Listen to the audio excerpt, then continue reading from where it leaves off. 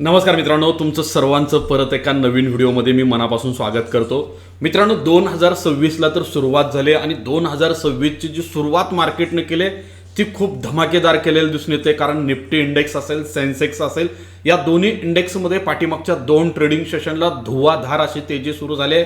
मग प्रश्न असा आहे की खरंच 2026ला मार्केटमध्ये एक मोठी रॅली येणार, ऑल टाइम हायचा ब्रेकआउट होऊन मार्केट आता 30,000कडे जाणार का, असा एक प्रश्न जो आहे तो बऱ्याच इन्व्हेस्टरच्या मनामध्ये आहे. खरं तर 2026साठी मार्केटसाठी असे कोणते ट्रिगर आहेत ज्यामुळं मार्केटचा मोमेंटम पॉझिटिव्ह राहू शकतो किंवा या मोमेंटमला ब्रेक देखील लागू शकतो, हे आज मी डिटेलमध्ये ह्या व्हिडिओच्या माध्यमातून सांगणार आहे. त्यामुळे हा व्हिडिओ मित्रांनो तुम्हाला शेवटपर्यंत खूप काळजीपूर्वक बघायचा आहे. मित्रांनो, मार्केटच्या दृष्टीनं सर्वात महत्त्वाचा आणि सर्वात इम्पॉर्टंट जर पॉईंट कुठला असेल 2026मध्ये ते म्हणजे फॉरेन इन्स्टिट्यूशनल इन्व्हेस्टर भारतामध्ये परत फिरून माघारी येणार का. कारण का एफआयजनी जुलै 2025 पासून जो सेलचा ट्रिगर दाबला इंडियाच्या स्टॉक मार्केटमध्ये, जुलै 2025 पासून आज मित्रांनो जानेवारी 2026 पर्यंत जर बघायचं झालं तर ते नेट बेसिसवर सेलर आहेत. कंटिन्यू बेसिसवर ते इंडियन इक्विटी मार्केटमध्ये सेलिंग करत आहेत. पण मित्रांनो, त्यांच्या सेलिंगला काउंटर करण्याचं काम डोमेस्टिक इन्स्टिट्यूशनल इन्व्हेस्टर करत आहेत. जुलै 2025 पासून आतापर्यंत डोमेस्टिक इन्स्टिट्यूशनल इन्व्हेस्टरनं ॲव्हरेज जर बघायचं झालं तर 50 ते 60 हजार कोटी रुपयांचं मंथली बेसिसवर कॅश मार्केटमध्ये खरेदी केली आहे. पण एफआयचा सेलिंगचा जर आकडा बघितला तर तो ॲव्हरेजली 25 ते 30 हजार कोटीच्या आसपास असल्याला दिसून येतोय.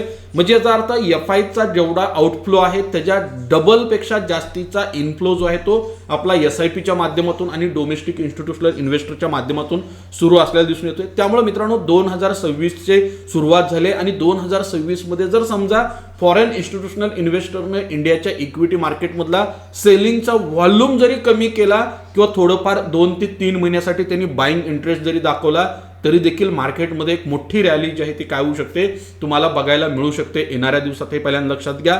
त्यासाठी गरज आहे फॉरेन इन्स्टिट्यूशनल इन्व्हेस्टरचं सेलिंग थांबण्याची, त्यांचा बाईंग इंटरेस्ट मार्केटमध्ये येण्याचा. मध्ये जर सेक्टरचा हिटमॅप बघितला तर मित्रांनो काही सेक्टरनं जबरदस्त परफॉर्मन्स पाठीमागच्या 1 वर्षात केलाय. पण त्यातले काही चांगले सेक्टर्स आहेत ज्या सेक्टरनं मात्र काय झालं खूप मोठ्या प्रमाणात अंडर परफॉर्मन्स केला. जसं की जर बघायचं झालं तर टेक्स्टाईल सेक्टर असेल, पेपर सेक्टर असेल, सॉफ्टवेअर आणि IT सर्व्हिसेस असेल, त्याचबरोबर मॅन्युफॅक्चरिंग सेक्टर असेल, फुटवेअर असेल, कॅपिटल गुड्स असतील, ट्रेडिंग असेल, अल्कोहोल असेल, म्हणजे बरेच सेक्टर मित्रांनो यातले खूप चांगले सेक्टर आहेत. पण या सेक्टरमध्ये काय झाले माहिती का, पाठीमागच्या 1 वर्षामध्ये रिटर्न जनरेट झालेले नाहीत. इथं इन्व्हेस्टरची डिसअपॉइंटमेंट झाले. मला वाटतं की या सेक्टरवर तुम्हाला येणाऱ्या दिवसात फोकस करणं गरजेचं आहे. यामध्ये क्वालिटी स्टॉक्स जे आहेत, व्हॅल्युएशन ज्या स्टॉकचं आयडियल लेवलला आलं आहे, असे स्टॉक काय करू शकता तुम्ही शोधून ठेवू शकता, त्याचं चार्ट अनालिसिस करून ठेवू शकता आणि या स्टॉकमध्ये 2026ला काय करू शकता तुम्ही इन्व्हेस्टमेंटचा प्लॅन करू शकता. 2026साठी मार्केटसाठी 6 खूप महत्त्वाचे ट्रिगर्स असणार आहेत आणि तुम्हाला ह्या 6 गोष्टींकडे वर्षभर लक्ष ठेवायचं आहे. तुम्ही म्युच्युअल फंड इन्व्हेस्टर असाल, तुम्ही स्टॉक्समधले इन्व्हेस्टर असाल, तुम्ही स्मॉल केसमधले इन्व्हेस्टर असाल, कशाही पद्धतीचे इन्व्हेस्टर असाल, शॉर्ट टर्म इन्व्हेस्टर असाल किंवा लॉंग टर्म इन्व्हेस्टर असाल किंवा स्पेक्युलेटर असाल, तुम्हाला प्रत्येकाला हा डेटा बघणं गरजेचं असणार आहे. कारण का मार्केटमध्ये 2026ला तेजी येणार का मंदी येणार यावरती खूप मोठ्या प्रमाणात डिबेट सुरू आहे आणि पूर्ण स्टॉक मार्केट 2 भागात विभागले. एक वर्ग असा म्हणतो की बाबा 2026ला एक मार्केटमध्ये मेगा क्रॅश येणार आहे, कारण 2020ला कोविडमध्ये जो क्रॅश आला त्यानंतर मार्केट नॉन स्टॉप रॅली देते. त्यामुळे 2026ला करेक्शन येईल म्हणणारा एक वर्ग आहे आणि दुसरा एक वर्ग असा आहे की 2026 पासून मार्केटमध्ये एक नवीन बुल रन सुरू होणार आहे असं म्हणतोय. त्यांचं लॉजिक असं आहे की बाबा पाठीमागच्या 1.5 वर्षापासून मार्केटनं रिटर्न दिले नाहीत आणि हे रिटर्न न दिल्यामुळं मे बी 2026-27 पर्यंत मार्केटमध्ये एक मोठी रॅली येऊ शकते असा म्हणणारा वर्ग देखील मार्केटमध्ये एक आहे. मग मित्रांनो प्रश्न असा आहे की मार्केट डाऊन साईडला जाणार की अप साईडला जाणार, यापेक्षा आपल्याला फॅक्टवरती लक्ष देणं खूप गरजेचं आहे. आणि माझ्या दृष्टीनं 6 जे की पॉइंट्स आहेत 2026ची मार्केटची दशा आणि दिशा ठरवू शकतात. त्यामध्ये सर्वात महत्त्वाचा रोल असणार आहे AI मोमेंटमचा, आर्टिफिशियल इंटेलिजन्सीचा. मित्रांनो सध्या मार्केटमध्ये जी रॅली सुरू आहे विशेषतः युरोपियन मार्केट, अमेरिकन मार्केटमध्ये ती रॅली आहे AI बेस्ड रॅली आहे आणि मेन इंजनचं काम ते करते आणि ह्या इंजनचे मेन प्लेयर आहेत data centres, semiconductor, software, record capex लेवलला जाऊन पोहोचलेले दिसून येतील. आणि मार्केटमध्ये ही रॅली टिकणार की न टिकणार हे कशातून ठरणार आहे AI मधून खरंच प्रोडक्टिव्हिटी आणि अर्निंग ग्रोथ येते का नाही हे काय करावं लागेल, त्या ठिकाणी बघावं लागेल. जर AI कंपन्यांमध्ये केलेल्या इन्व्हेस्टमेंटमधून अपेक्षित रिटर्न जर फायदे नाही दिसले येणाऱ्या दिवसात, तर AI डिसअपॉइंटमेंट देखील करू शकतो आणि ही मार्केटसाठी सर्वात मोठी रिस्क किंवा सर्वात मोठा ट्रिगर असेल मार्केटमध्ये करेक्शनला सुरुवात होण्यासाठी. त्यामुळे येणाऱ्या क्वार्टरमध्ये आणि पुढल्या 2 क्वार्टरमध्ये तुम्हाला काय करावं लागेल, मार्केटमध्ये AI रिलेटेड स्टॉकचा परफॉर्मन्स कसा राहतोय, त्या कंपन्यांचे रिझल्ट कसे येत आहेत आणि त्यामध्ये जी इन्व्हेस्टमेंट होते त्या इन्व्हेस्टरला अपेक्षित रिस्पॉन्स मिळतोय का हे काय करावं लागेल, आपल्याला बघावं लागेल. दुसरा महत्त्वाचा मुद्दा असणार आहे अमेरिकेच्या फेडरल रिझर्व्ह बँकेचे रेट कट्स कशा पद्धतीनं येणाऱ्या दिवसात काम करतात. कारण अमेरिकेची फेडरल रिझर्व्ह बँक काय करणार आहे, लेबर मार्केटला सपोर्ट देण्यासाठी येणाऱ्या दिवसात रेट्स कट कमी करणं आपल्याला अपेक्षित आहे. पण समजा रेट कटसाठी आता स्पेस किती शिल्लक आहे हे देखील बघणं गरजेचं आहे आणि हा किती कालावधीसाठी असेल हे देखील बघणं गरजेचं आहे.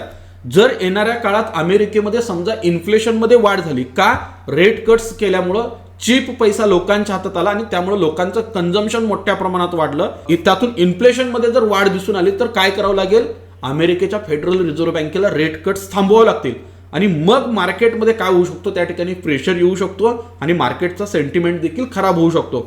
त्यामुळे अमेरिका आणि त्याचबरोबर बाकीचे विकसनशील देश असतील किंवा विकसित देश असतील यांचे येणाऱ्या दिवसात रेट कट्सची पॉलिसी कशी आहे हे खूप काळजीपूर्वक बघावं लागेल.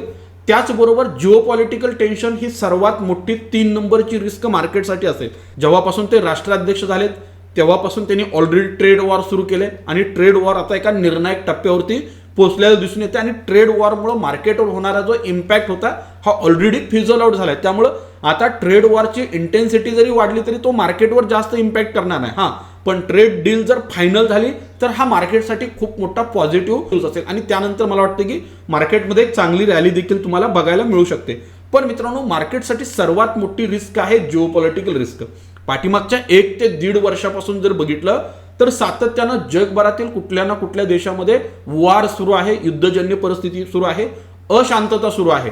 जर समजा इन केस येणाऱ्या दिवसामध्ये अजून कुठल्या 2 देशामध्ये 3 देशादरम्यान हे जिओपॉलिटिकल रिस्क जर इन्क्रीज झाली तर त्या ठिकाणी मात्र काय होऊ शकतं, करन्सी मार्केटवरती त्याचा खूप मोठा इम्पॅक्ट होऊ शकतो. करन्सीमध्ये मोठ्या प्रमाणात फ्लक्च्युएशन होऊ शकतं आणि ही अनसर्टनिटी जर वाढली तर मार्केट ह्या अनसर्टनिटीला खूप सिरियस घेणार आहे आणि त्या ठिकाणी मॅसिव्ह प्रॉफिट बुकिंग होण्याची रिस्क देखील नाकारता येत नाही. 4 नंबरचा घटक आहे इकॉनॉमिक कंडिशन. मेजर इंडिकेटर्स जे आहेत ते इकॉनॉमिक्सचे ते बघावे लागतील. त्यामध्ये अमेरिकेचं लेबर मार्केट काय करतंय हे खूप काळजीपूर्वक बघावं लागेल. त्याचबरोबर कंझ्युमर स्पेंडिंग जे आहे तो कसा आहे, म्हणजे लोकांची कंझ्युमर स्पेंडिंग कॅपॅसिटी वाढत आहे की घटत आहे हे देखील आपल्याला बघावं लागणार आहे. आणि कॉर्पोरेट अर्निंग सर्वात मोठा पॉईंट असणार आहे यामध्ये.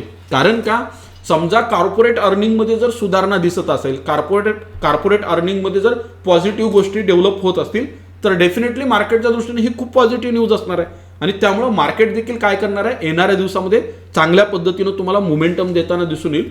त्याच पद्धतीनं भारताचा जरी विचार केला तर स्ट्रॉंग डोमेस्टिक कन्झम्पशन जे आहे ते कशा पद्धतीने राहते. ऑलरेडी आपली कन्झम्पशन स्टोरी सुरू आहे, ऑलरेडी जबरदस्त डिमांड सर्व सेक्टरमध्ये आहे.